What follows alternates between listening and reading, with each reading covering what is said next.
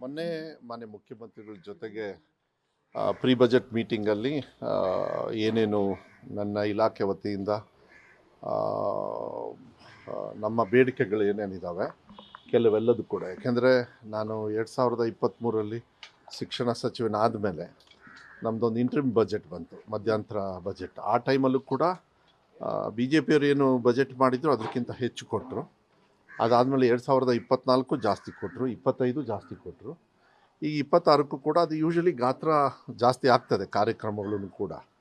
But ನನ್ನ ಇಲಾಖೆ ಭಾಳ ದೊಡ್ಡ ಸಮಸ್ಯೆ ಇರ್ತಕ್ಕಂಥದ್ದು ಇಲಾಖೆನ ಯಾವ ರೀತಿ ಹತೋಟಿಯನ್ನು ತರಬೇಕು ಅಂಥೇಳಿ ನನಗೊಂದು ಡೈರೆಕ್ಷನ್ಸ್ ಕೊಟ್ಟಿದ್ದರು ಮಾನ್ಯ ಮುಖ್ಯಮಂತ್ರಿಗಳು. ಆ ನಿಟ್ಟಿನಲ್ಲಿ ಕೆಲವು ಕಾರ್ಯಕ್ರಮಗಳು KP ಶಾಲೆಗಳನ್ನಿರ್ಬೋದು, ದ್ವಿಭಾಷಾ ಇರ್ಬೋದು, ಮತ್ತು LKG UKG ಭಾಳ ಮುಖ್ಯವಾಗಿ. ಯಾಕೆಂದರೆ ಏನಾಗ್ತದೆ, 1ನೇ ಕ್ಲಾಸಿಗೆ ಮಕ್ಕಳು ಬರಬೇಕಂದ್ರೆ LKGಯಿಂದ ಅಲ್ಲಿಗೆ ಬರಬೇಕು. ಮತ್ತು ಪರೀಕ್ಷೆಯ ಪವಿತ್ರತೆಯನ್ನು ಕಾಪಾಡ್ತಕ್ಕಂಥದ್ದು, ಕಲಿಕೆಯಲ್ಲಿ ಬಲವರ್ಧನೆಯನ್ನು ತರ್ತಕ್ಕಂಥದ್ದು, ಇದೆಲ್ಲದೂ ನೋಡಿದಾಗ ಒಂದು ಹಂತಕ್ಕೆ ತರ್ತಕ್ಕಂಥದ್ದು ನಾವು ಮಾಡಿದ್ವಿ. ಪೌಷ್ಟಿಕತೆಯೂ ಕೂಡ ಅಪೌಷ್ಟಿಕತೆ ಜಾಸ್ತಿ ಇತ್ತು ನಮ್ಮ ಕರ್ನಾಟಕ ರಾಜ್ಯದಲ್ಲಿ. ಈಗ ಕೆಲವೊಂದು 2-3 ರಿಪೋರ್ಟು ಕೂಡ ಚೆನ್ನಾಗಿ ಬಂದಿದೆ. ಮತ್ತು ನಾನು ಹೆಲ್ತ್ ಡಿಪಾರ್ಟ್ಮೆಂಟನ್ನು ಕೂಡ ನಾನು ಮೊನ್ನೆ ಹೇಳಿದೆ, ಸ್ವಲ್ಪ ನಿಮ್ಮದು ಲೇಟೆಸ್ಟ್ ರಿಪೋರ್ಟ್ ಕೊಡಿ ನನಗೆ, ಯಾವ ರೀತಿ ಆಗ್ತದೆ ಅಂಥೇಳಿ. ಮತ್ತು ವಿಧಾನಸಭೆ ಒಳಗೆ ಮತ್ತು ಹೊರಗೆ ವಿರೋಧ ಪಕ್ಷದವ್ರದ್ದು ಕೂಡ ವಿಶ್ವಾಸ ತಗೊಳ್ಬೇಕಾಗುತ್ತೆ. ಯಾಕೆಂದರೆ ಶಿಕ್ಷಣದಲ್ಲಿ ನಾವು ವಿರೋಧನ ಮಾಡ್ಕೊಂಡು ಕೂತ್ಕೊಳ್ಳೋಕ್ಕಾಗಲ್ಲ ಅವ್ರನ್ನ. ಅದನ್ನು ನಾನು ಸಕ್ಸಸ್ ಆಗಿ ಅವ್ರದ್ದೆಲ್ಲರೂ ಕೂಡ ವಿಶ್ವಾಸದ ಮೇಲೆ, ಮತ್ತು ಮೇಲ್ಮನೆಯಲ್ಲಿ ವಿಶೇಷವಾಗಿ MLC ಅವರ ಪರಿಷತ್ತಿನ ಸದಸ್ಯರು ಏನಿದ್ದಾರೆ ಅವ್ರದ್ದೆಲ್ಲರದ್ದು ಕೂಡ ಸಹಕಾರವನ್ನು ತಗೊಂಡು ಮಾಡ್ತಕ್ಕಂಥದ್ದು ನಾನು ಚೆನ್ನಾಗಿ ಮಾಡ್ಕೊಂಡು ಬಂದಿದ್ದೀನಿ. ಮೊನ್ನೆ ನಾನು ಮಾನ್ಯ ಮುಖ್ಯಮಂತ್ರಿಗಳಿಗೆ ಕೊಡ್ತಕ್ಕಂಥ ಸಂದರ್ಭದಲ್ಲಿ ಸರ್ಕಾರಿ ಶಾಲೆಗಳಿಗೆನ್ನ ಹೆಚ್ಚು ರೀತಿಯಲ್ಲಿ ದಾಖಲಾತಿಯನ್ನು ಜಾಸ್ತಿ ಮಾಡ್ತಕ್ಕಂಥದ್ದು. ಏನಾಗ್ತದೆ, ದಾಖಲಾತಿ ಸ್ವಲ್ಪ ಸರ್ಕಾರಿ ಶಾಲೆಯಲ್ಲಿ ಕಮ್ಮಿ ಆಗ್ತಾಯಿತ್ತು. ಮತ್ತು ಸರ್ಕಾರಿ ಶಾಲೆಯಲ್ಲಿ ದಾಖಲಾತಿ ಕಮ್ಮಿ ಆದಾಗ ಆಬ್ವಿಯಸ್ಲಿ ಕ್ಲೋಸ್ ಮಾಡಿಬಿಡ್ತಾರೆ ಅನ್ನೋದು ಒಂದು ಭಾವನೆ ಇರ್ತದೆ. ಆದರೆ ಒಂದು ಕಡೆಗೆ ದಾಖಲಾತಿ ಚೆನ್ನಾಗಾಗಬೇಕು, ಒಂದು ಕಡೆಗೆ ರಿಸಲ್ಟ್ಸು ಕೂಡ ಚೆನ್ನಾಗಾಗಬೇಕು ಅಂತ KPS ತುಂಬ ಚೆನ್ನಾಗಿ ವೆಲ್ಕಮ್ ಮಾಡಿದ್ದಾರೆ. ಮತ್ತು ಈಗ ನೆಕ್ಸ್ಟು ಭಾಳ ಮುಖ್ಯವಾಗಿ ಏನು ಅಂತ ಹೇಳಿದರೆ, ಈ ಫೇಶಿಯಲ್ ಅಟೆಂಡೆನ್ಸ್ ತರ್ತೀವಿ, ಟೀಚರ್ಸಿಗೆ ತಂದಾಯಿತು. ಈಗ ಮೊನ್ನೆ ಕ್ಯಾಬಿನೆಟಲ್ಲಿ ಕೂಡ ಅದನ್ನು ಪಾಸ್ ಮಾಡಾಯಿತು. ಈಗ ಮಕ್ಕಳಿಗೆ ತಂದಾಗ ನಂಬರ್ ಆಫ್ ಸ್ಟೂಡೆಂಟ್ಸ್ ಸ್ವಲ್ಪ ಹೆಚ್ಚು ಕಮ್ಮಿ ಆಗ್ತದೆ. ನಾನು ಈಗಲೇ ಹೇಳಿರ್ತೀನಿ ಅದನ್ನ, ಅದು ಅನಿವಾರ್ಯ, ಅದು ನಾನು ಗೊತ್ತಾಗೋದಿಲ್ಲ ಅದನ್ನು. This is the only way ನಾವು ಮಕ್ಕಳ ಸಂಖ್ಯೆ ಹೆಂಗಿದೆ ಅಂತಕ್ಕಂಥ ನೋಡ್ತಕ್ಕಂಥದ್ದು. ಇದನ್ನೆಲ್ಲ ನೋಡಿದಾಗ ನಮಗೆ ಅಕೌಂಟಬಿಲಿಟಿ ಚೆನ್ನಾಗಿ ಬರ್ತದೆ. ಅಕೌಂಟಬಿಲಿಟಿನ ಈ ವರ್ಷ ಭಾಳ ಅದ್ಭುತವಾಗಿ ಅದನ್ನ ಕರೆಕ್ಟಾಗಿ ಮಾಡಬೇಕಾದ್ರೆ ಸರ್ಕಾರದ ಟ್ಯಾಕ್ಸ್ ಹಣ ಏನಿದೆಯಲ್ಲ ಅದು ಕರೆಕ್ಟಾಗಿ ಖರ್ಚಾಗಬೇಕು. ಆ ನಿಟ್ಟಿನಲ್ಲಿ ತಗೊಂಡು ಹೋಗ್ತಕ್ಕಂಥ ವ್ಯವಸ್ಥೆಯನ್ನು, ಮತ್ತು ಇನ್ನೊಂದು ಸ್ವಲ್ಪ KPSಗೆ ಹೆಚ್ಚು ಒತ್ತನ್ನು ಕೊಡ್ತಕ್ಕಂಥದ್ದು, ಮತ್ತು ಫ್ರೀ ಟ್ರಾನ್ಸ್ಪೋರ್ಟೇಷನ್ ಕೊಡ್ತಾ ಇದ್ವಿ. ಎಲ್ಲ ಮಕ್ಕಳಿಗೂ ಕೂಡ ಯಾರ್ಯಾರು KPSಗೆ ಬರ್ತಾರೆ ಅವರಿಗೆಲ್ಲರಿಗೂ ಕೂಡ, ಕರ್ನಾಟಕ ಪಬ್ಲಿಕ್ ಶಾಲೆಗಳಿಗೆ ಬರ್ತಾರೆ ಅವರಿಗೆಲ್ಲರಿಗೂ ಕೂಡ ಫ್ರೀ ಟ್ರಾನ್ಸ್ಪೋರ್ಟೇಷನ್ನ ಕೊಡ್ತಕ್ಕಂಥದ್ದನ್ನು ನಾವು ಮುಂಚೆ ಮಾತು ಕೊಟ್ಟಿದ್ವಿ, ಅದು ಕೂಡ ಆಗ್ತದೆ. ಮತ್ತು ಟೆಕ್ಸ್ಟ್ ಬುಕ್ಕನ್ನು LKG UKG ಅವ್ರಿಗೆ ಕೊಡ್ತಾ ಇರಲಿಲ್ಲ, first year second year PUC ಅದನ್ನು ಕೂಡ ನಾವು ಆಗಲೇ ಪ್ರಿಂಟಿಂಗಿಗೂ ಕಳಿಸ್ಬಿಟ್ಟಿದ್ದೀವಿ. ನಮ್ಮಲ್ಲೇ ಫೈನಾನ್ಸ್ ವ್ಯವಸ್ಥೆ ಮಾಡ್ಕೊಳ್ಳೋದು ಕೂಡ ಮಾಡಿ ಈಗಾಗಲೇ ಅದನ್ನು ಅನುಷ್ಠಾನ ಮಾಡ್ತಕ್ಕಂಥದ್ದು ಕೂಡ ನಾವು ಮಾಡ್ತೀವಿ. ನನಗೆ ವಿಶ್ವಾಸ ಇದೆ, ಒಳ್ಳೆ ರೀತಿಯಲ್ಲಿ ಒಳ್ಳೆ ಬಜೆಟನ್ನು ಕೊಡ್ತಾರೆ. ನನ್ನ ಶಿಕ್ಷಣ ಇಲಾಖೆಗೆ ನಾನು ಕೇಳಿರ್ತಕ್ಕಂಥದ್ದು ಎಲ್ಲದೂ ಕೂಡ ವಿಶ್ವಾಸದಿಂದ ಕೊಡ್ತಾರೆ ಅಂತಕ್ಕಂಥದ್ದನ್ನು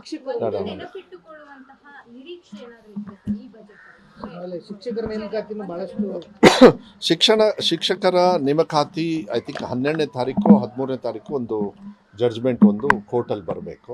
ಅದು ಏನೇ ಆದ್ರೂ ಕೂಡ 6% ಮಾತ್ರ ಕ್ವೆಶ್ಚನ್ ಇರೋದು. ಅದು ಆ 6% ಬಿಟ್ಟು ನೇಮಕಾತಿನ ಎಲ್ಲ ಕಡೆಯೂ ನಾವು ಮಾಡ್ಬೋದು ಅಂತ. ಬರೀ ಶಿಕ್ಷಣ ಇಲಾಖೆ ಅಲ್ಲ, ಕರ್ನಾಟಕ ರಾಜ್ಯದಲ್ಲಿ ಎಲ್ಲ ಇಲಾಖೆಯಲ್ಲೂ ಕೂಡ ನಾವು ಮಾಡಬೇಕಂತ ಮೊನ್ನೆ ಮುಖ್ಯಮಂತ್ರಿಗಳು ಹೇಳಿದ್ದಾರೆ. ಆ 6%. ಬಟ್ ನಮಗೆ ವಿಶ್ವಾಸ ಇದೆ ಕೋರ್ಟ್ ಡೈರೆಕ್ಷನ್ಸು ಕೂಡ ಅದಕ್ಕೆ ಬರುತ್ತೆ ಅಂಥೇಳಿ.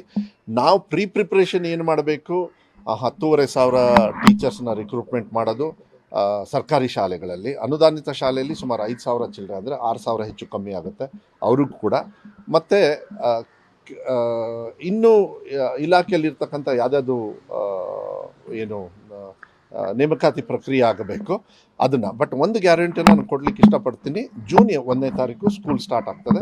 ಅಷ್ಟರೊಳಗೆ ಎಲ್ಲ ಶಿಕ್ಷಕರ ನೇಮಕಾತಿಯನ್ನು ಪ್ರೋಸೆಸ್ನ ನಾವು ಮುಗಿಸ್ಬೇಕು ಅಂಥೇಳಿ ನಾನು ನಮ್ಮ ಇಲಾಖೆಗೆ ಟಾರ್ಗೆಟ್ ಕೊಟ್ಟಿದ್ದೀನಿ. ಅದು ಮೋಸ್ಟ್ಲಿ ಈಗ ಫೆಬ್ರವರಿ 12-13ನೇ ತಾರೀಕು ಮೇಲೆ ಆ ಪ್ರೋಸೆಸ್ ಸ್ಟಾರ್ಟ್ ಆದರೆ ಒಂದು 3-4 ಮಂತ್ಸಿಗೆ ಕಂಪ್ಲೀಟ್ಲಿ ಮುಗಿಯುತ್ತೆ ಅಂತಕ್ಕಂಥದ್ದು ವಿಶ್ವಾಸ 100% ಇರ್ತದೆ.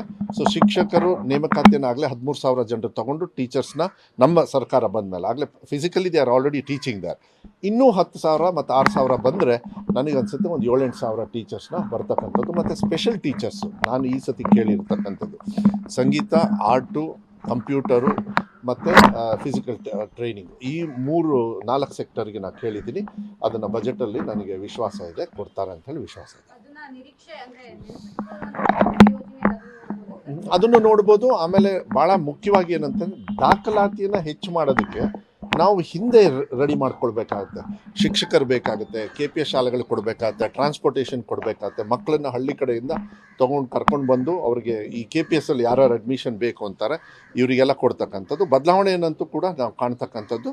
ಮತ್ತು ಟೋಟಲ್ ಆನ್ ದ ಹೋಲ್ ನೀವು ಕಲ್ಯಾಣ ಕರ್ನಾಟಕ ಭಾಗದಲ್ಲಿ ಯಾವಾಗಲೂ ಶಿಕ್ಷಣಕ್ಕೆ ಕಮ್ಮಿ ಇದೆ ಅಂತ ಇದೆ. ಈ ಸತಿ ನಾನು ಗ್ಯಾರಂಟಿ ಕೊಡಬಲ್ಲೆ, ನಾವು ಮಾಡಿರ್ತಕ್ಕಂಥ ಈ 2.5 ವರ್ಷ ಕೆಲಸ, ಫ್ರೀ ಕರೆಂಟ್ ಬೇರೆ ಕೊಟ್ಟಿದ್ದೀವಿ, ಸಾಯಂಕಾಲ ಸ್ಪೆಷಲ್ ಕ್ಲಾಸಸ್ ತೊಗೊಂಡಿದ್ದಾರೆ. ಇದನ್ನೆಲ್ಲದೂ ಕೂಡ ನೋಡಿದರೆ ನನಗೆ ವಿಶ್ವಾಸ ಇದೆ 100% ದಾಖಲಾತಿನೂ ಹೆಚ್ಚಾಗ್ತದೆ.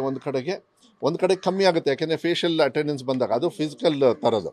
ಬಟ್ ದಾಖಲಾತಿ ಜಾಸ್ತಿ ಆಗೋದ್ರ ಜೊತೆಗೆ ರಿಸಲ್ಟ್ಸು ಈ ಸತಿ ಚೆನ್ನಾಗಿರುತ್ತೆ ಅಂತೇಳಿ ವಿಶ್ವಾಸ ಇದೆ ನನಗೆ. 100% ಮಕ್ಕಳ ರಿಸಲ್ಟ್ಸ್ ಕೊಡ್ತಾರೆ.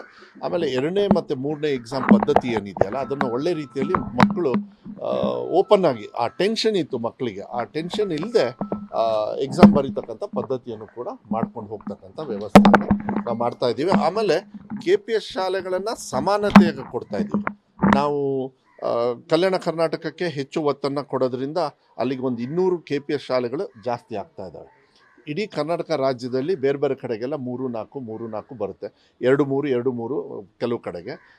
ಕಲ್ಯಾಣ ಕರ್ನಾಟಕ ಭಾಗಕ್ಕೆ ಹೆಚ್ಚು ಒತ್ತನ್ನು ಕೊಡಬೇಕು ಅಂತ ಹೇಳಿ ನಾವು ಯಾವಾಗಲೂ ಕೂಡ ಹೇಳ್ತಾ ಇದ್ವಿ. ಆದರೆ ಈ ಸತಿ ಪ್ರಾಕ್ಟಿಕಲಿ 200 ಶಾಲೆಗಳು ಕರ್ನಾಟಕ ಪಬ್ಲಿಕ್ ಶಾಲೆಗಳೇ ಜಾಸ್ತಿ ಆಗುತ್ತೆ.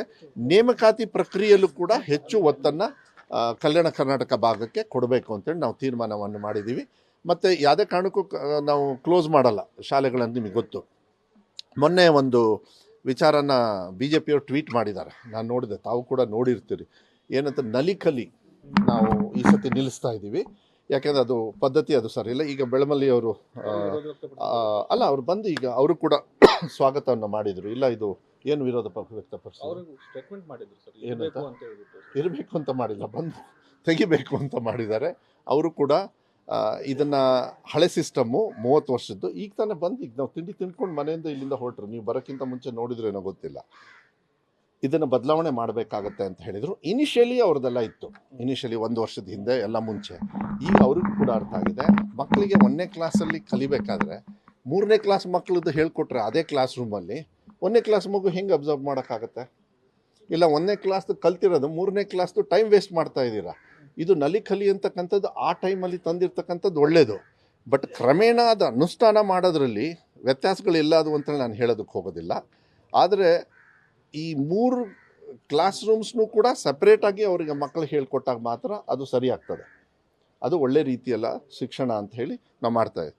ಇದನ್ನು ಏನು ಮಾಡಿದ್ದಾರೆ, ನಲಿಕಲಿ ತೆಗೀರಿ ಅಂದರೆ ಕ್ಲಾಸ್ನೇ ತೆಗಿತೀನಿ ಅಂತಾರೆ. ಇವತ್ತು BJPಯವ್ರಿಗೆ ತಲೆ ಇಲ್ಲಿವರೆಗೆ ಅವ್ರು ಏನು ಅಂದ್ಕೊಂಡಿದ್ರು, 1, 2, 3ನೇ ಕ್ಲಾಸು ಈ ಶಿಕ್ಷಣ ಇಲಾಖೆಯಿಂದನೇ ತೆಗೆದು ಬಿಡ್ತಾರೆ ಅಂಥೇಳಿ. ಯಾರ್ಯಾರು ಟೀಕಾ ಟಿಪ್ಪಣಿ ಮಾಡ್ತೀರಿ, BJPಯವ್ರಿಗೆ ಒಂದು ಹೇಳಲಿಕ್ಕೆ ಇಷ್ಟಪಡ್ತೀನಿ. ಈ 10 ವರ್ಷದೊಳಗೆ ಒಂದು ರೆಕಾರ್ಡ್ ಇದೆ, ನೀವು ಕೂಡ ಅದನ್ನು ಚೆಕ್ ಮಾಡೋದು ಒಳ್ಳೆಯದು. 98,000 ಶಾಲೆಗಳನ್ನು ಕ್ಲೋಸ್ ಮಾಡಿದ್ದಾರೆ ನಮ್ಮ ಭಾರತ ದೇಶದಲ್ಲಿ. ಅಂಡರ್ ಮೋದಿಯವರ ಗೌರ್ಮೆಂಟಲ್ಲಿ, ಅವರ ನೇತೃತ್ವದಲ್ಲಿ 93,000 ಶಾಲೆಗಳನ್ನು ಕ್ಲೋಸ್ ಮಾಡಿದ್ದಾರೆ. ಆಯಿತು, ಯಾವ ರಾಜ್ಯದಲ್ಲಿ ಮಾಡಿದ್ದಾರೆ ನಾನೀಗ ಹಂಚ್ತೀನಿ, ಅದನ್ನ ನಿಮಗೆ ಕೊಡ್ತೀನಿ ಬೇಕಾದ್ರೆ ಅಲ್ಲಿ ಡೀಟೇಲ್ಸ್ನು ಕೂಡ. ಅದರೊಳಗೆ ನಾರ್ತ್ ಇಂಡಿಯಾದಲ್ಲಿ ಎಲ್ಲ ಸ್ಟೇಟಲ್ಲೂ ಕೂಡ ಓಪನ್ ಆಗಿ ಗೌರ್ಮೆಂಟ್ ಆರ್ಡರ್ ಮಾಡಿಬಿಟ್ರು. ಮಧ್ಯಪ್ರದೇಶ, ಗುಜರಾತ್ ಎಲ್ಲ 10,000 15,000 ಮನ್ಸಿಗೆ ಬಂದಂಗೆ. ಆ ಮಕ್ಕಳು ಎಲ್ಲಿ ಹೋದ್ರಂತೆ ಇವ್ರು ಏನಾರು BJPಯವ್ರು ಕೇಳಿದ್ರಾ? ಫೋಟೋ ಹಾಕ್ಬಿಟ್ಟು ಶೋಕಿ ಮಾಡ್ತಾರಲ್ಲ BJPಯವರು. ಇವರು ಅರ್ಥ ಮಾಡ್ಕೊಳ್ಬೇಕಾಗತ್ತೆ. ಫಸ್ಟ್ ನಿಮ್ಮ ಮನೇಲಿ ಏನು ಹೊಲಿಸಿದೆ, ನಿಮ್ಮ ಮನೇಲಿ ಎಷ್ಟು ಹೊಲಿಸಿದೆ ಅನ್ನೋದನ್ನ ನೀವು ನೋಡಬೇಕಾಗುತ್ತೆ. BJPಯವರು before you troll somebody else. ಅದು ಸ್ವಲ್ಪ ಕಾಮನ್ ಸೆನ್ಸ್ ಮೋಸ್ಟ್ಲಿ BJPಯವ್ರಿಗೆ ಕಮ್ಮಿ ಅನಿಸುತ್ತೆ. ಅದಕ್ಕೆ ಅವ್ರಿಗೆ ಹೇಳಿದೆ, ಇದನ್ನು ಸ್ವಲ್ಪ ನೋಡಬೇಕಾಗುತ್ತೆ. ಕರ್ನಾಟಕ ರಾಜ್ಯದಲ್ಲಿ 10 ವರ್ಷದೊಳಗೆ ಅವರೇ ಕೊಟ್ಟಿರ್ತಕ್ಕಂಥ ರೆಕಾರ್ಡ್ಸಲ್ಲಿ ನಾನು ನೋಡಿರೋದ್ರಲ್ಲಿ ಒಂದು 3,000 ಕ್ಲೋಸ್ ಆಗಿದೆ. ನಾವು ಬಂದ ಮೇಲೆ ಯಾವುದೇ ಕಾರಣಕ್ಕೆ ವಾಲಂಟ್ರಿಯಾಗಿ ಒಂದು ಶಾಲೆನೂ ಕೂಡ, ನಾನು ಮುಂಚೆನೂ ಕೂಡ ಹೇಳಿದ್ದೀನಿ, ಈಗಲೂ ಕೂಡ ಹೇಳಿದ್ದೀನಿ, ನಾವು ಮಾಡಲ್ಲ. ದಾಖಲಾತಿ ಬಂದಿಲ್ಲ ಅಂದಾಗ ಆಟೋಮೆಟಿಕ್ಕಾಗಿ ಅದು ಇರುತ್ತೆ ಶಾಲೆ, ದಾಖಲಾತಿ ಬರುತ್ತೆ ಅಂತೇಳಿ ನಾವು ಕೂಡ ವಿಶ್ವಾಸದಿಂದ ಕಾಯ್ತಾ ಇರ್ತೀವಿ. ಆದರೆ ಇವರು 98,000 ದೇಶ ಹಾಳು ಮಾಡಿ, ದೇಶನ ಪೀಸ್ ಮಾಡಿ, ಎಜುಕೇಷನ್ ಸಿಸ್ಟಮ್ನ ಹಾಳು ಮಾಡಿ, ಇಲ್ಲದೆ ಇರ್ತಕ್ಕಂಥ ಭಾಷೆನ ಹೇರ್ತಕ್ಕಂಥ ಪದ್ಧತಿನ ತರೋದು ಹೋಗೋದು ಈ ಥರ ಮಾಡಿ ಆ ಲೋಕಲ್ ಲ್ಯಾಂಗ್ವೇಜಿಗೆ ವ್ಯಾಲ್ಯೂ ಕೊಡದೇ ಇರ್ತಕ್ಕಂಥ ರೀತಿಯಲ್ಲಿ ಬಿ ಜೆ ಪಿಯವ್ರು ಮಾಡ್ತಾರಲ್ಲ, ಅವ್ರನ್ನ ತೊಗೊಳ್ಬೇಕಾಗತ್ತೆ. ಇದು ತೇಜಸ್ವಿ ಸೂರ್ಯ ಅವರು ನಿನ್ನೆ ಎಂಥದ್ದು ಡಬ್ಬ ಇಟ್ಕೊಂಡು ಹೋದ್ರಲ್ಲ, ಎಂಥದ್ದು ರೈಲ್, ಟ್ರೈನ್, ಯಾವತ್ತಾದರೂ ಒಂದು ದಿವಸ ಅವ್ರು ಏನಂದರು, ಇಲ್ಲ ನನ್ನ ಪ್ಲೇನ್ ಮಿಸ್ ಮಾಡ್ಕೊಂಬಿಟ್ಟೆ, ಅದಕ್ಕೆ ಟ್ರೈನಲ್ಲಿ ಹೋಗ್ತಾ ಇದೆ ಅಂತ. ಈ ಥರ ಬುಲ್ಡೆ ಬಿಡೋದಿದೆಯಲ್ಲ, ಇದು ನಿಸೀಮ, ಇದು ನಿಲ್ಲಿಸ್ಬೇಕಾಗತ್ತೆ ತೇಜಸ್ವಿ ಸೂರ್ಯ ಅವರು. ಆ ಡಬ್ಬದೊಳಗೆ ಖಾಲಿ ಇತ್ತಲ್ಲ, ಅದು ಮೋದಿ ಅವ್ರ ಮನೆ ಎದುರುಗಡೆ ಹೋಗಿ ನಮ್ಮ GST ಪಾಲನಾದರೂ ಕೊಡ್ರಿ ಅಂದರೆ ಅದರೊಳಗೆ ಸ್ವಲ್ಪ ದುಡ್ಡಾದರೂ ಬರ್ತೈತೆ, ತೊಗೊಂಬಂದ್ಬಿಟ್ಟು ನಮಗೆ ಟ್ಯಾಕ್ಸ್ ಕೊಡ್ತಕ್ಕಂಥ ಇಂಥದ್ದು ಮಾಡಬೇಕೆ ಹೊರತು ಅಲ್ಲಿ ಮಾಧ್ಯಮದವ್ರನ್ನ ಕರೆಸೋದು, ಶೋಕಿ ಮಾಡೋದು, ಇಲ್ಲ ನಾನು ಇಲ್ಲಿ ಹೋಗ್ತಾ ಇದ್ದೀನಿ ಅನ್ನೋದು, ಇವೆಲ್ಲ ಮಾಡ್ಕೊಳ್ಳಿ, ಹೋರಾಟ ಮಾಡಲಿ, ನಾವು ಬೇಡ ಅನ್ನಲ್ಲ. ಆಮೇಲೆ ಇನ್ನೂ ಕೂಡ ರಾಜ್ಯ ಸರ್ಕಾರವು ಕೇಳಿದ್ರೂ ಕೂಡ ಚೇರ್ಮನ್ ಯಾರು ಇದಕ್ಕೆ? ಸೆಂಟ್ರಲ್ ಗೌರ್ಮೆಂಟ್ ಅವ್ರು ತಾನೇ ಕೇಳೋಂಥದ್ದು, ಸರ್ಕಾರದ ಕೆಲಸ. ಯಾಕೆ ಕೇಳೋದೇ ತಪ್ಪ? ಹಾಗಾದರೆ ಕೇಳಲೇಬಾರ್ದಾ? ಕೇಳೋದು ಒಂದು ಕಡೆಗೆ ಆಯಿತು, ಹೊರೆ ಆಗುತ್ತೆ, ಇಲ್ಲ ಚರ್ಚೆ ಮಾಡಿ ಅದನ್ನೆಲ್ಲ ಒಂದು ತೀರ್ಮಾನ ತಗೊಳ್ಳೋದು, ಒಂದು ತೀರ್ಮಾನ ಮಾಡಿ. ಯಾರಾದರೂ ಒಬ್ಬರಾದರೂ MP ಗಳು ಇನ್ಕ್ಲೂಡಿಂಗ್ ತೇಜಸ್ವಿ ಸೂರ್ಯ ಪುಕ್ಷಟೆಯಲ್ಲಿ ಓಟ್ ಹಾಕ್ಸ್ಕೊಂಡು ಹೋಗ್ತಾರಲ್ಲ, GST ಅವ್ರ ಪರವಾಗಿ ಪಾಲನ್ನು 14% ನಾವೇನು ಕಟ್ತೀವಿ, ಏನಾದ್ರು ಇವತ್ತವರೆಗೂ ಕೇಳಿದಾರಾ? ಎಜುಕೇಷನ್ ಡಿಪಾರ್ಟ್ಮೆಂಟ್ಗೆ ಮಾನ್ಯ ಸಿದ್ದರಾಮಯ್ಯ ಸಾಹೇಬರು ಸುಮಾರು 13-14% ಕೊಡ್ತಾ ಇದ್ದಾರೆ ಎಜುಕೇಷನ್ ಡಿಪಾರ್ಟ್ಮೆಂಟಿಗೆ ಅಂತ ನೀವು ತಿಳ್ಕೊಳ್ಳಿ. ನರೇಂದ್ರ ಮೋದಿ ಅವರು ಎಷ್ಟು ಕೊಡ್ತಾರೆ ಸ್ವಲ್ಪ ಲೆಕ್ಕ ಹಾಕಿ ನೀವು. ಸ್ಕೂಲ್ ಎಜುಕೇಷನ್ಗೆ ಅಂಡರ್ 1% ಏನೋ ಇದೆ, ಟೋಟಲ್ ಎಜುಕೇಷನ್ಗೆ 4% ಇದೆ. ಇದು ಇವ್ರದ್ದು ಎಜುಕೇಷನ್ ಸಿಸ್ಟಮ್ ಇವ್ರದ್ದು. ತೇಜಸ್ವಿ ಸೂರ್ಯ ಅವರು ಸ್ವಲ್ಪ ತಲೆಯಲ್ಲಿ ಏನಾದ್ರು ಇಟ್ಕೊಂಡು ಏನಾರು ಅವ್ರಿಗೆ ಬುದ್ಧಿ ಅಂತ ಹೇಳಿದ್ರೆ ಇದನ್ನು ಕೇಳಬೇಕಾಗತ್ತೆ. ಕುತ್ಕೊಂಡು ಇಲ್ಲಿ ಶೋಕಿ ಮೆಟ್ರೋದಲ್ಲಿ ಮಾಡ್ತಕ್ಕಂಥದ್ದಲ್ಲ. ಇವ್ರು ಹೇಳ್ತಾರೆ, ಓ ಇಷ್ಟು ಎಂತಾರೋ ನ್ಯಾಷನಲ್ ಹೈವೇನೇ ಇಷ್ಟು 1000 ನ್ಯಾಷನಲ್ ಹೈವೇ. ಮನಮೋಹನ್ ಸಿಂಗ್ ಅವರು ಇರಬೇಕಾದ್ರೆ ಆ ಟೈಮಲ್ಲೇ ದಿನಕ್ಕೆ 25 ಕಿಲೋಮೀಟರ್ ಅಂತ ನಂಗೆ ನೆನಪಿದೆ. ನಾನು ಯಾಕೆಂದರೆ ಅದೆಲ್ಲ ನೋಡಿರ್ತಕ್ಕಂಥ ಪ್ರೋಗ್ರೆಸ್ ಆದಾಗ ಬರ್ತಾ ಇರ್ತದೆ. ಇವ್ರು ಏನಿಲ್ಲ ಎಲ್ಲ ನಮ್ಮದೇ ದುಡ್ಡು ಅಂತ ಹೇಳ್ತಾರೆ. ಯಾಕೆ ಜಮೀನು ಯಾರ್ದಂತೆ? ರೈತರದ್ದು ಜಮೀನು ಹೋದಾಗ ದುಡ್ಡು ಯಾರು ಕೊಡ್ತಾರಂತೆ? ರಾಜ್ಯ ಸರ್ಕಾರದವ್ರು ಪಾಲು ಕೊಟ್ಟು ಆ ಜಮೀನ ಅವರಿಗೆ ಕೊಡೋದಿಲ್ವಾ? ನಾವೇನು ಪ್ರೋಗ್ರೆಸ್ ವಿರೋಧಿಗಳ? ಒಟ್ಟು ಏನಂದರೆ ಜನರಿಗೆ ಹಾದಿ ತಪ್ಪಿಸ್ತಕ್ಕಂಥ ವ್ಯವಸ್ಥೆಯನ್ನು ಎಲ್ಲ ಮಾಡ್ಕೊಂಡು ಹೋದರೆ, ನಾ ಹೇಳ್ತಾ ಇದ್ದೀನಿ, ದೇಶ ಒಂದು ಗಂಡಾಂತರಕ್ಕಂತೂ ಕಾದಿರ್ತದೆ. ಇವರೆಲ್ಲರೂ ಕೂಡ ರಫೇಲು ಮತ್ತು ಬೇರೆಯವ್ರಿಗೆ ಹೇಳ್ತಾರೆ, ಮಾತೆತ್ತಿದ್ರೆ ಕಾಂಗ್ರೆಸ್ ಅವರಿಗೆ, ಇಲ್ಲ ನೀವು ಪಾಕಿಸ್ತಾನಕ್ಕೆ ಹೋಗಿ ಅಂತ. ಯಾಕೆ ಪಾಕಿಸ್ತಾನಿಗೆ ಹೋಗಿ? ಏನು ಪಾಕಿಸ್ತಾನ ನಾವು ಇಟ್ಕೊಂಡು ಓಡಾಡ್ತಾ ಇದ್ದೀವಿ ಅಂತ ಇಲ್ಲಿ?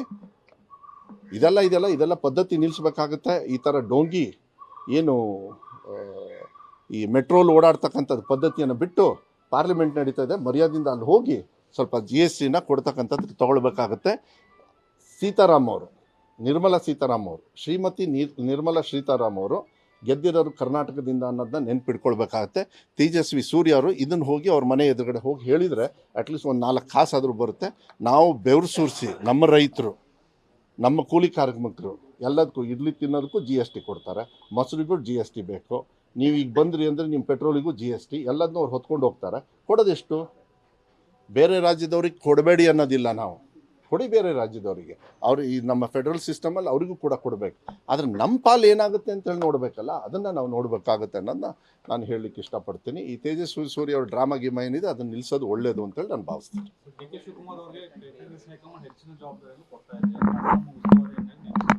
ಭಾಳ ಸಂತೋಷ, ಯಾಕೆಂದರೆ ಒಳ್ಳೆ ರೀತಿಯಲ್ಲಿ ಅವರು ಕೆಲಸ ಮಾಡ್ತಾರೆ. ಅವ್ರಿಗಿರ್ತಕ್ಕಂಥ ಒಂದು ಎಕ್ಸ್ಪೀರಿಯನ್ಸ್ನ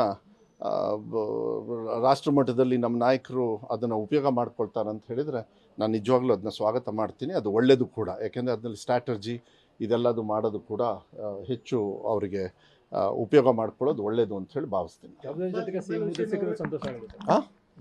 ಅದು ಅದು ಅದು ಹೈಕಮಾಂಡ್ ಅವರು ನಿರ್ಧಾರ ಮಾಡ್ತಾರೆ. ಅವ್ರು ಹುಸೇನ್ ಅವ್ರು ಹೇಳಿರೋದ್ರಿಂದ ಅವರು ಉತ್ತರ ಕೊಡ್ತಾರೆ, ನಾನು ಕೊಡೋದಕ್ಕಾಗೋದಿಲ್ಲ. ಬಟ್ ಏನೇ ತೀರ್ಮಾನ ಆದ್ರೂ ಕೂಡ ಹೈಕಮಾಂಡ್ ಅವ್ರು ತೀರ್ಮಾನ ಮಾಡ್ತಾರೆ. ಹೈಕಮಾಂಡ್ ಅವ್ರದ್ದು ಏನೇ ತೀರ್ಮಾನ ತಗೊಂಡ್ರು ಕೂಡ ಅದನ್ನು ನಾವು ವೆಲ್ಕಮ್ ಮಾಡ್ತೀವಿ. ನಿಮಗೆ ಹೈಕಮಾಂಡ್ ಅವ್ರು ಫೋನ್ ಮಾಡಿ ಹೇಳಿದ್ರೆ ನಿಮಗೆ ಅಲ್ಲ ನಾವು ಶಾಸಕರು ಮಾತಾಡ್ತಾರೆ ಪಾಪ. ಅವರಿಗೆ ನೀವು ರಾಜ್ಯ ಡಿಪಾರ್ಟ್ಮೆಂಟ್ ಅಂತೆಲ್ಲ ಇದನ್ನ ಮಾಡ್ತಿದ್ದೀರಾ, ಹೈಕಮಾಂಡ್ ಬಾಯಿ ಮುಚ್ಕೊಂಡು ಸುಮ್ಮನಿರಿ ಅಂದಿದ್ದು ನಾವೆಲ್ಲ ಸುಮ್ಮನಿದ್ದೀರಿ ಅಂತಂದು ಹೇಳ್ತಿದ್ದೀರಾ. ಆದ್ರೆ ನಿಮ್ಮ ಶಾಸಕರುಗಳು ಮತ್ತೊಮ್ಮೆ ಹೇಳ್ತಿದ್ದಾರೆ ಈಗ ಭಯ ಅವ್ರಿಗೆ ಈಗ ಇಲ್ಲ, ನನಗೆ ತುಂಬ ಭಯ ಇದೆ ಹೈಕಮಾಂಡ್ ಅಂದರೆ. ಅವ್ರಿಗೆ ಮೋಸ್ಟ್ಲಿ ಭಯ ಇಲ್ಲದೆ ಇರ್ಬೋದು. ನಮ್ಮ ಕಾಂಗ್ರೆಸ್ ಪಕ್ಷದಲ್ಲಿ ಇಂಥಲ್ಲೆಲ್ಲ ವ್ಯವಸ್ಥೆ ಇರ್ತದೆ. ಅವರು ಹೇಳೋದನ್ನ ಅವರು ಮಾರ್ಗದರ್ಶನ ಅವ್ರು ಕೊಡ್ತಾರೆ. ನನಗೇನು ಕೊಟ್ಟಿದ್ದಾರೆ ನಾನು ಅದು ಮಾಡ್ತೀನಿ. ನಾನು ಬೇರೆಯವ್ರ ಬಗ್ಗೆ ಯೂಶಲಿ ಕಾಮೆಂಟ್ ಮಾಡೋಕ್ಕೆ ಹೋಗಲ್ಲ. ನೀವು ಕೇಳೋದು ಬಿಟ್ಬಿಟ್ಟಿದ್ದೀರಿ ನನಗೆ, ಯಾಕೆಂದರೆ ಇವನು ಏನು ಕೊಡಲ್ಲ ಅಂತ ಹೇಳಿ. ವೈಯಕ್ತಿಕವಾಗಿ ನಮ್ಮ ಪಕ್ಷದೊಳಗೆ ಯಾರಾದರೂ ಒಂದು ತೀರ್ಮಾನವನ್ನು ವೈಯಕ್ತಿಕವಾಗಿ ಹೇಳಿದಾಗ ಅದು ವೈಯಕ್ತಿಕ ವಿಚಾರ ಇರೋದ್ರಿಂದ ಅವರು ಅದನ್ನ ಸ್ಪಷ್ಟೀಕರಣ ಕೊಡಬೇಕಾಗ್ತದೆ, ನಾನು ಕೊಡೋದಕ್ಕಲ್ಲ. ಆನ್ ಬಿಹಾಫ್ ಆಫ್ ಪಾರ್ಟಿ ಯಾರೇ ವ್ಯಕ್ತಿ ಕೊಟ್ಟರೇನು ಕೂಡ ಆನ್ ಬಿಹಾಫ್ ಆಫ್ ಪಾರ್ಟಿ ಅದನ್ನು ಬೇಕಾದ್ರೆ ನಾನು ಕೂಡ ಒಬ್ಬ OBC ಅಧ್ಯಕ್ಷನಾಗಿದ್ದೀನಿ. ಇನ್ನು ಪಾರ್ಟಿ ಜವಾಬ್ದಾರಿ ಇದೆ, ಪಕ್ಷದೊಳಗೆ ನಾನೊಬ್ಬ ಸಚಿವನಾಗಿದ್ದೀನಿ. ಇದಕ್ಕೆ ನಾನು ಕೊಡ್ಬೋದು. ವೈಯಕ್ತಿಕವಾಗಿ ಅವರವ್ರ ಆಸೆ ಆಕಾಂಕ್ಷೆಗಳಿಗೆ ಅವರವರು ವ್ಯಕ್ತಿಗಳು ಹೇಳಿದಾಗ ಮತ್ತು ನಂಬರ್ಗಳು ಹೇಳೋದು ಇದೆಲ್ಲ ಏನಂದರೆ ನಮಗೆ ರಿಯಾಕ್ಟ್ ಮಾಡಬೇಡಿ ಅಂತೇಳಿ ಹೇಳಿರೋದ್ರಿಂದ ನಾನು ಮಾಡೋಕ್ಕೆ ಹೋಗಲ್ಲ. ಆಮೇಲೆ ನಾನು ಮನವಿ ಮಾಡ್ತೀನಿ, ಇದೇನೇ ಇದ್ರೂ ಕೂಡ ಹೈಕಮಾಂಡಿಗೆ ಹೋಗಿ ಕೇಳ್ಕೊಳ್ಳಿ. ಇಲ್ಲಿ ಮುಜುಗರ ನಮಗೂ ಕೂಡ, ನೀವು ಈ ಥರ ಪ್ರಶ್ನೆ ಕೇಳ್ತೀರಿ, ನಾವು ನಿಮ್ಮ ಮೇಲೆ ಸಿಟ್ಟು ಮಾಡ್ತೀವಿ, ನೀವು ಅದಕ್ಕೆ ಬೇಸರ ಮಾಡ್ಕೊಳ್ತೀರಿ, ಇದೆಲ್ಲದು ಅವಾಯ್ಡ್ ಮಾಡ್ಬೇಕಂತ ಹೇಳಿದರೆ ಎಲ್ಲರೂ ಹೈಕಮಾಂಡ್ ಹತ್ರ ಹೋಗಿ ಇದನ್ನ ಕೇಳಿದರೆ ಚೆನ್ನಾಗಿರುತ್ತೆ ಅಂತೇಳಿ ನನ್ನ ವೈಯಕ್ತಿಕವಾಗಿ ಭಾವನೆ. And it's a good system. ಈ ಥರ ಇರಬೇಕು. ನಮ್ದು ಏನೇ ಬೇಡಿಕೆಗಳು ಇದ್ರೂ ಕೂಡ, ಅಧಿಕಾರ ಇರ್ಬೋದು, ಏನೇ ಇರ್ಬೋದು, ನಾವು ಹೈಕಮಾಂಡಿಗೆ ಹೋಗ್ಬೇಕು. ಅದಕ್ಕೊಂದು ಪ್ರೋಸೆಸ್ ಇದೆ. ಸೆಕ್ರೆಟರಿ ಇದ್ದಾರೆ, ಇನ್ಚಾರ್ಜ್ ಸೆಕ್ರೆಟರಿ ಇದ್ದಾರೆ, ದೇಶದಲ್ಲಿ ಭಾಳ ದೊಡ್ಡ ದೊಡ್ಡ ಲೀಡರ್ಸ್ ಇದ್ದಾರೆ. ಅದು ಮಾಡೋದು ಒಳ್ಳೆಯದು. ಅದು ಒಂದು ಶೋಭೆಯನ್ನು ತರುತ್ತೆ ಅಂತೇಳಿ ನನ್ನ ವಿಶ್ವಾಸ ಇದೆ. ರಾಜ್ಯಗಳಲ್ಲಿ ಆನ್ಲೈನ್ ಗೇಮ್ಗಳಿಗೆಲ್ಲ ತುಂಬಾ ಜನ ಮಕ್ಕಳು ಫ್ಯಾಮಿಲಿಗಳೇ ಬಲಿ ಆಗ್ತಾ ಇದ್ದಾರೆ. ಕರ್ನಾಟಕದಲ್ಲಿ ಅಂತದಕ್ಕೆ ನಾವು ಕಡಿವಾಣ ಹಾಕೋದಕ್ಕೆ ಶಾಲಾ ಮಟ್ಟದಲ್ಲಿ ನೀವು ಹೊರ ರಾಜ್ಯದಲ್ಲಿ ಅಂದ್ರೆ ಅವರೆಲ್ಲ ಹಾಳಾಗ್ತಾ ಇದಾರಲ್ಲ, ನಮ್ಮ ಸಿಸ್ಟಮ್ ತಂದು ಹಾಳಾಗದೇ ಇರೋ ರೀತಿಯಲ್ಲಿ ನಾವೇನಾದ್ರು ಸಜೆಷನ್ ಕೊಡ್ಬೇಕಂದ್ರೆ ಕೊಡ್ತೀವಿ. ರಾಷ್ಟ್ರಪತಿಗಳ ವಂದನಾ ನಿರ್ಣಯದ ಮೇಲೆ ಚರ್ಚೆಗೆ ಪ್ರಧಾನಿಯವರು ನೋಡಿದ್ದಾರೆ ಅಂತ ಅದನ್ನು ಅಂಗೀಕಾರ ಕೂಡ ಮಾಡಿಬಿಟ್ಟಿದ್ದಾರೆ. ನೋಡಿ, ಇಲ್ಲೊಂಥರ ಸ್ಟೋರಿ. BJP ಅವರು ಇಲ್ಲಿ ಬಾವಿಯಲ್ಲಿ ಕೂತ್ಕೊಳ್ತಾರೆ, ಓಕೆನಾ? ಇಲ್ಲಿ ನೋಡಿದ್ರಿ ನೀವು, ಬೇರೆ ಬೇರೆ ವಿಚಾರಗಳು ಕೂಡ ಮಾತುಗಳು ಬಂದಿರತಕ್ಕಂಥದ್ದು ಕೆಲವು ಸತಿ ಮನಸ್ಸಿಗೆ ನೋವಾಗ್ತದೆ. ಬಟ್ ಅನಿವಾರ್ಯವಾಗಿ ಒಬ್ಬ ವ್ಯಕ್ತಿಗಳನ್ನು, ಈಗ ಶಿವಲಿಂಗೇಗೌಡರು ಏನೋ ಆ ಥರ ಟಾಂಟ್ ಮಾಡೋದು, ಜನಪ್ರತಿನಿಧಿಗಳಾಗಿ ಗೆದ್ದು ಬಂದಿರ್ತಾರೆ, ಏನು ಉದಾಹರಣೆ ಕಳಿಸ್ತೀವಿ ಅಂಥೇಳಿ ಫ್ರಸ್ಟ್ರೇಟೆಡಲ್ಲಿ ಕೆಲವು ಮಾತನ್ನು ಕೂಡ ಇವೆಲ್ಲ ನೋಡಬೇಕಲ್ಲ ಅಂಥೇಳಿ ಬೇಜಾರಾಗ್ತದೆ. ಆದರೆ ಇಲ್ಲಿ ಮಾನ್ಯ ಮುಖ್ಯಮಂತ್ರಿಗಳು ಅಲ್ಲೇ ಕೂತ್ಕೊಳ್ತಾರೆ, ಈ ರಾಜ್ಯದ ನೇತೃತ್ವವನ್ನು ವಹಿಸಿರ್ತಕ್ಕಂಥವ್ರು. ಅವರು ನಿಮ್ಮನ್ನು ಯಾವತ್ತೂ ಕೂಡ ಯಾರು ಬರ್ಬೇಕಾದ್ರೆ ಮಾತು ಕೇಳ್ತಾರೆ, ಅವರು ಕೂಡ ಬೈತಾರೆ. ನಿಮಗೆ ಚರ್ಚೆ ಇದೆ ಡೆಮೋಕ್ರೆಟಿಕ್ ಸಿಸ್ಟಮಲ್ಲಿ. ಆ ಥರ ಏನಾದರೂ ನಿಮಗೆ ನರೇಂದ್ರ ಮೋದಿಯವರು ಎಲ್ಲರೂ ಸಿಕ್ಕ್ಯಾರ? ಪಾರ್ಲಿಮೆಂಟ್ ಹೊರಗೆ ಸಿಗೋದಿರಲಿ, ಪಾರ್ಲಿಮೆಂಟ್ ಒಳಗೂ ಸಿಗಲ್ಲ ಅಂದರೆ ಕಾಂಗ್ರೆಸ್ ಅವ್ರು ಇನ್ನೇನು ಮಾಡಬೇಕಾದ? ಈ ದೇಶ ಎಲ್ಲಿಗೆ ಹೋಗ್ತಾ ಇದೆ?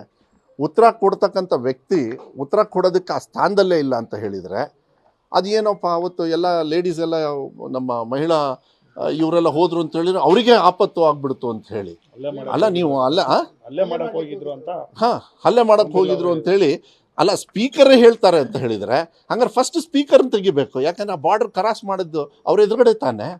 ಏನು ಮಾಡ್ತಿದ್ರಂತೆ ಸ್ಪೀಕರ್ ಅವರು? ನಾನು ಹೇಳೋದು ಕರೆಕ್ಟ್. ಕಾಂಗ್ರೆಸ್ ಅವ್ರು ಕೇಳೋದು ಫಸ್ಟು ನರೇಂದ್ರ ಮೋದಿಯವ್ರ ಬಗ್ಗೆ ಅಷ್ಟು ಕಾಳಜಿ ಇತ್ತು ಅಂದರೆ ಫಸ್ಟ್ ಇವ್ರನ್ನ ತೆಗಿಬೇಕು, ಸ್ಪೀಕರ್ನ. ಯಾಕಂದ್ರೆ ಅಲ್ಲಿ ಬಿಟ್ಟಾರಲ್ಲ ಅವರು. ಅದಕ್ಕೆ ಹೇಳಿದ್ದು, ನಾನು ವಿಶ್ಲೇಷಣೆ ಮಾಡ್ತಾ ಹೋದರೆ ನೀವೊಂಥರ ಕ್ವಶನ್ನು, ನಾವೊಂಥರ ಉತ್ತರ ಕೊಡೋದಕ್ಕೆ.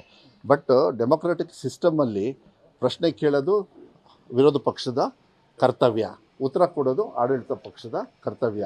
ಇವು ಇಲ್ಲೇ ಇಲ್ಲ ಅಂದರೆ ಪಾರ್ಲಿಮೆಂಟ್ ಹೊಸದಾಗಿ ಅಂತ ಕಟ್ಸಿದ್ರಿ? 2,000 ಕೋಟಿ ಖರ್ಚು ಮಾಡಿ ಏನು ಹಾಗೆ ಹೋಗಿ ಎಲ್ಲ ಶೋಕಿ ಮಾಡಿ ಇವರೇ ಮೇಸ್ತ್ರಿ ಆಗಿದ್ರಪ್ಪ ನರೇಂದ್ರ ಮೋದಿಯವರು. ಫೋಟೋ ಗೀಟೋ ಎಲ್ಲ ನೀವೆಲ್ಲ ನೋಡಿದ್ರಿ. ಕೊನೆಗೆ ಲೀಕೇಜು ಆಗ್ತದು ಆ ಪಾರ್ಲಿಮೆಂಟ್ ಹಾಲಲ್ಲಿ. ಯಾವುದೋ ಒಂದು ಇದರೊಳಗೆ ಬಕೆಟ್ ಗಿಕೆಟ್ ಎಲ್ಲ ಇಟ್ಟಿದ್ರು, ಈಗೆಲ್ಲ ರಿಪೇರಿ ಮಾಡಾರುತ್ತೆ. ನಾ ಹೇಳಿದ್ನಲ್ಲ, ನಮ್ಮ ಸಿಸ್ಟಮ್ ಎಲ್ಲ ಹಾಳಾಗೋಗ್ಬಿಡುತ್ತೆ ಈ ಥರ.